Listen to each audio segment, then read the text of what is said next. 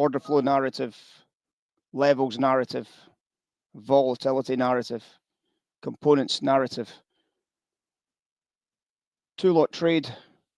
It's just made me $700 sell-side profits, $700 of sell-side profits.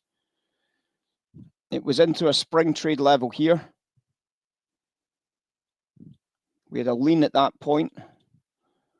We started to see the smart money informed sellers coming in.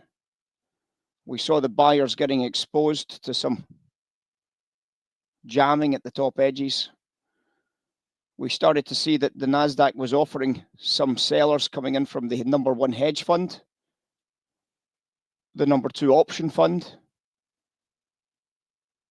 And then we saw max strong offers from the dispersion hedgers, all at 1453, which is this top edge here.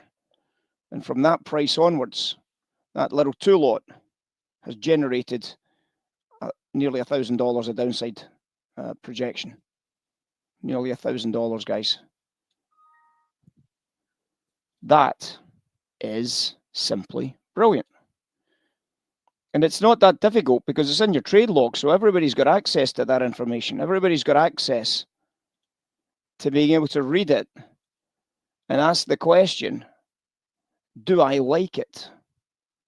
Do I like it enough to take a piece of that jigsaw puzzle?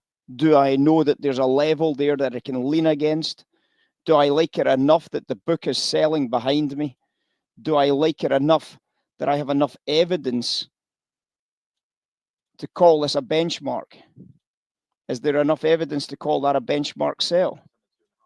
Well, I don't know what, if that's not a sell, I don't know what is. I don't know if that's not a benchmark sell because it's in a structural short sell narrative.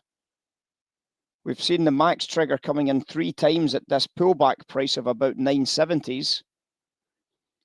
And obviously the idea there is that we're going to try and check out the 940s perhaps at the bottom edges during that phase. Everything was right. It was ultimately a benchmark trade, right? And we made money. It's as simple as that. We made money on it again, regardless of how much money we made. Again, we were able to make money using the tools.